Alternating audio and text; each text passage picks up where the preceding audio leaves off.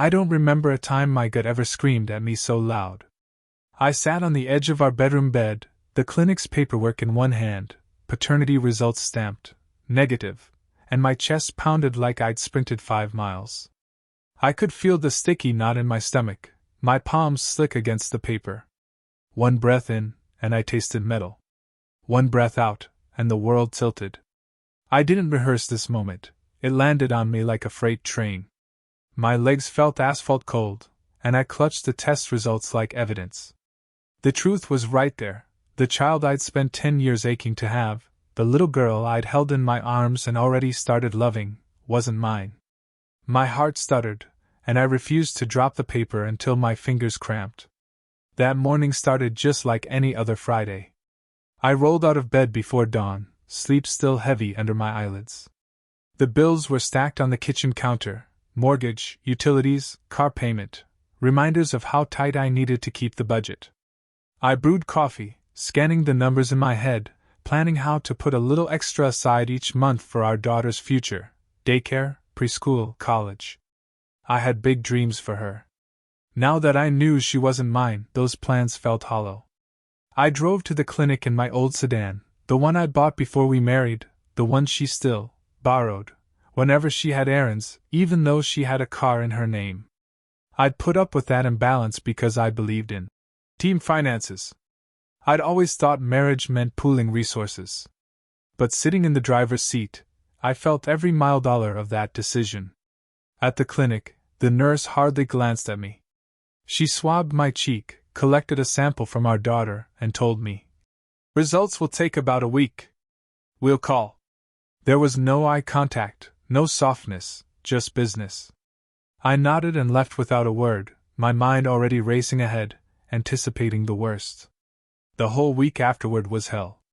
My sleep pattern collapsed, lying awake, the ceiling a mocking blank canvas for my jealousy and grief. At work, I couldn't focus, my head felt full of white noise. I worked construction, blue-collar days, sweat and muscle, building houses from nothing, but my foreman noticed I was distracted. "You all right, man?" he asked one afternoon as we stood on scaffolding, hammering down siding. I lied, said I wasn't feeling well. He nodded but didn't push. Guys around here don't pry. Even my buddy Joe, who's known me since high school, saw something was off. We met for beers after work Wednesday. He buys. I run short on funds when I'm spending weekends shuttling our daughter around. As soon as Joe asked, "How's she holding up?" I froze. He meant his sister, whom I'd been trying to set him up with. But I spilled. "I got the paternity test back," I admitted, voice rough. "She's not mine." I could taste the words. Joe's face went blank, like someone hit pause on life. He dropped his jaw, then shut up, letting me talk. I laid it all out. 10 years chasing a baby, 2 miscarriages, the sudden pregnancy that lasted 5 months until a rerun of that soap opera made me suspicious. How I bumped fights at home, how she kicked me out, how I snuck her laptop, found nothing, then blasted her with the outright accusation, and she walked. Told me she wanted a divorce. All of it. Joe chugged his beer, set the bottle down. "You sure?" he said. I pulled the printout from my jacket pocket, slid it across. His eyes skimmed the lines, didn't even need words. He clapped a hand on my shoulder. "Man, I'm sorry." That's it, no advice, no judgment. Just shoulder. It stung and soothed at the same time. By Friday, I couldn't wait any longer. I left work early, had Joe cover my shift, and drove back to the clinic. The receptionist recognized me. "Glenn?" She handed me the envelope without a word. I felt like a guy opening an eviction notice. I peeled it open, unfolded the sheet, and my world darkened. Negative. The line between me and that girl in our daughter's photo was a chasm. I went straight home, keys rattling in my hand. The front door was locked. I hadn't seen her or the baby in 2 days. She was at her sister's, according to her aunt. I dropped the paper on the coffee table, the proof of her betrayal. I walked around the house, the kitchen still stocked with baby food jars, the baby monitor hooked up, her little pink shoes by the door. Everything screamed. Fatherhood. But I didn't have that title. I threw the papers on the table, splashed cold water on my face, felt my face burn. I paced through the living room, feeling a physical ache in my chest, like a punch from a stranger.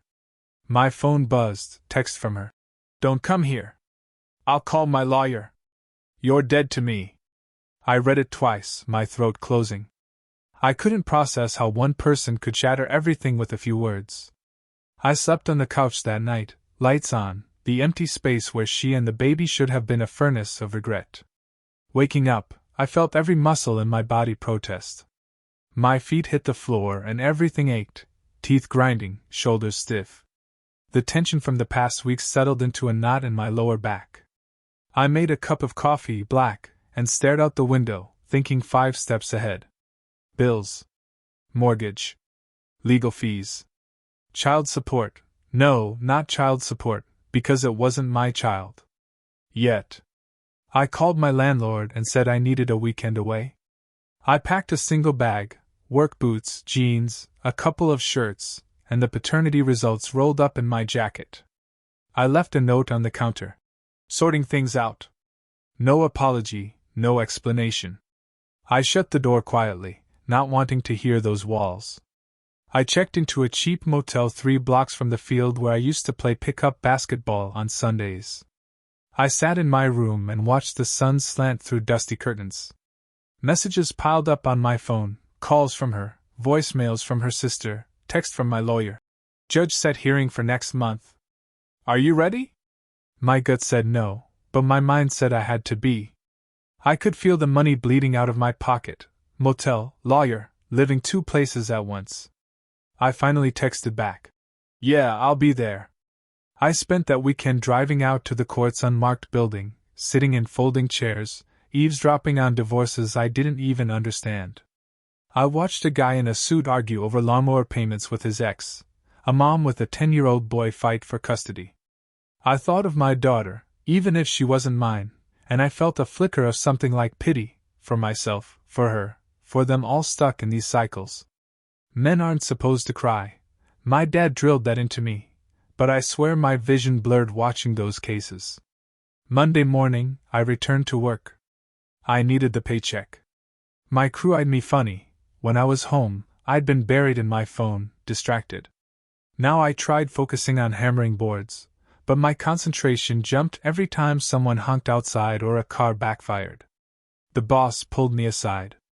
Hey, if you need time, just say so, he said. I nodded, wiped sweat off my brow. I'm good, I said, though I wasn't. At night, I finally called her. The line rang 5 times before she picked up. What do you want? She snapped. I let out a breath I didn't know I held. I got the test, I said. Silence. Then, figures. She hung up. No one spoke for a week. I left her messages. I want to sign the papers. Can we meet to divide things? Our daughter's birthday is next week. No answer. My savings account dwindled. I cut back on meals, skipped nights out with Joe. He would text, You coming to the game? I'd answer, Nah, gotta save. Court's coming. He understood. We met once, at a dingy bar, and he bought a beer. I clutched it like a lifeline, feeling its weight like a promise that someone still had my back. 3 weeks before the hearing, I got a subpoena served outside the construction site. She sent it. The petition demanded full custody of the child and half the house. I reread it standing in the gravel lot, my knuckles whitening. That's her brother's writing, I muttered. She was stacking the deck, getting financial support, keeping the house I'd paid on for 5 years, all because I wasn't the father. I swear my blood ran ice cold.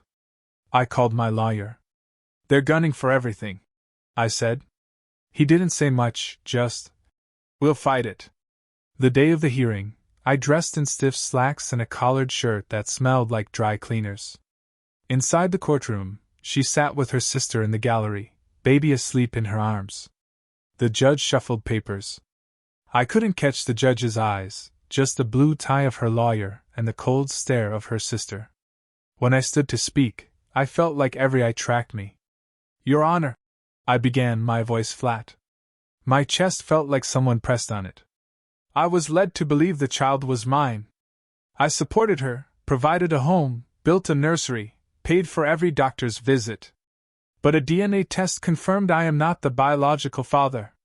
I want to acknowledge I love this child, but legally, I cannot be responsible for child support or custodial responsibilities. I also request my wife's name be removed from the deed so I can refinance if needed. Her lawyer scoffed. Your Honor, he abandoned his duties when he accused Ms. Peterson of infidelity. He left the home. He's shown himself unfit. The judge raised a hand. Mr. Turner, is there evidence of abuse or neglect? No, Your Honor, I said, though anger burned. My wife chose to leave. I offered to continue co-parenting, but I cannot legally be her father. I laid out bank statements, every check written for daycare, doctor's bills, groceries. I wanted the judge to see how I'd been responsible, how I'd taken on obligations that weren't mine, just so I could be a father. The judge studied the documents, then looked at my wife. Her face was blank, like a mask. Ms. Peterson, your husband has no legal obligation to support a child not biologically his. Your petition is denied. Mr. Turner, you are released from all parental responsibilities. Custody is awarded to the biological father once identified. She paused. However, the house will be sold, and proceeds divided. Any outstanding debts will be settled accordingly. Court was adjourned. I felt a rush of relief and shame. Relieved I wasn't on the hook for something I wasn't, ashamed I'd been duped for months. Outside, I bumped into my lawyer. You did well, he said. I nodded, but I felt hollow. I got into my car and stared at the steering wheel. The engine ticked as it cooled. I put my head on it, closed my eyes, let the tears come, quick, hot, necessary. In the following weeks, I moved into an apartment half the size of our old house. Holding that key felt like dropping a millstone. I'd lost my wife, my home, my daughter, and most of my savings. But I also felt lighter, like a steel door closing on that chapter. I didn't cry much anymore, I just got things done. I bought groceries, split between gas and rent, budgeted every dollar.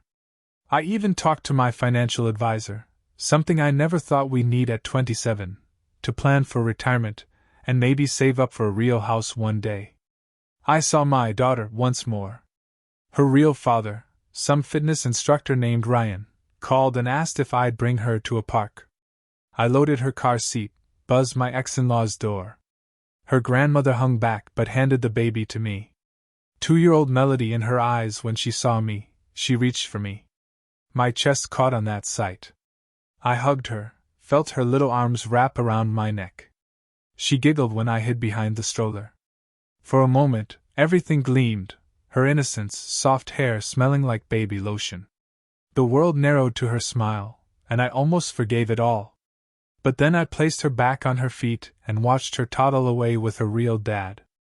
I pushed the stroller empty for a lap around the playground, feeling her absence.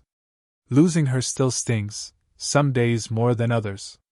Nights, I reach for the phone to snap a photo or send her a goodnight text. But I don't. I know it's better to set boundaries.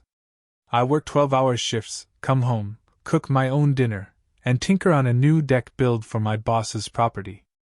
I'm thinking of taking on a side gig, installing kitchens, just to fill my mind with something other than grief. My male friends keep me grounded. Joe checks in weekly. We go fishing sometimes, something my dad taught me. Sitting by the water, casting the line, I find a kind of peace. Talking shop about rods and bait is simple, no drama. I confide that I'm still trying to trust myself. Dating feels impossible when my heart has cracks. But Joe reminds me that I'm the same guy who overcame 2 miscarriages, a decade of disappointment, a betrayal that would crush a lesser man. He says, "You'll find someone who deserves you, who doesn't play games." His voice is steady. I believe him. Last month, I noticed a small savings balance. Enough to put a down payment on a tiny fixer-upper. I applied for a loan. The bank approved me. I found a 2-bedroom bungalow, needs painting, some gutters, but it's in my name, fully mine. I drove by today and saw the "for sale" sign switch to "sold." I unwrapped the key in my hand like a talisman. The floors creaked when I walked in alone. No nursery painted pink, no baby gate at the stairs. Just empty rooms waiting. I ran my hand along the wall, feeling the plaster rough under my fingertips. This house won't be about broken promises or lies. It will be a place I choose, brick by brick, my own anchor. My ex-wife's manipulation cost me everything. She spread rumors in our old neighborhood that I was unstable, accused me of domestic rage. But the court found no truth in her claims. She's rebuilding her life with her in-laws, maybe still with Ryan, but I don't look back. Her social circle turned cold once they saw the test results. Funny how they eagerly embraced us when that baby bump showed. I donated my half of the house sale to charity. No point fueling bitterness. I'm not out for revenge. I want stability. The scars remain. Every time I wipe down the bathroom sink, I think of the ultrasound scans. Every time I pay rent, I remember mortgage statements. But I also feel my spine straighten. I don't build my life around someone else's lies anymore. I trust my judgment. I keep a folder now, paper trail of everything, bank statements, texts, receipts. If anything ever feels off, I'll see the pattern earlier. I learned to read her silences, her sudden channel changes, her hushed phone calls. I learned to protect my assets, financial and emotional, before they could be taken. I'm 38 now. I still want kids, I still hope for a family. But I'll do it on my own terms, with someone who respects me. Maybe I'll adopt someday. For now, I focus on myself, my health, my work, my new house.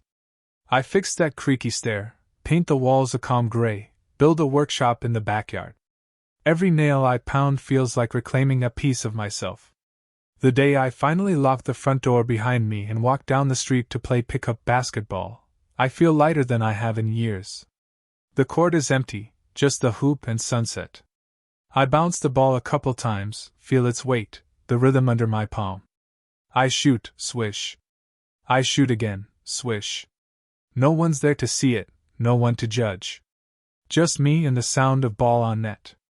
I breathe deep, chest expanding, and I feel the weight of 10 years of struggle drain out. For the first time, I'm not running from something, I'm running toward whatever I want next. I trusted my gut this time. It wrecked me, then freed me. I'll carry the scars, but I'll carry them without shame. And when the day comes I hold my own child, by blood or by choice, I'll stand solid, unshakable. That's what I owe myself.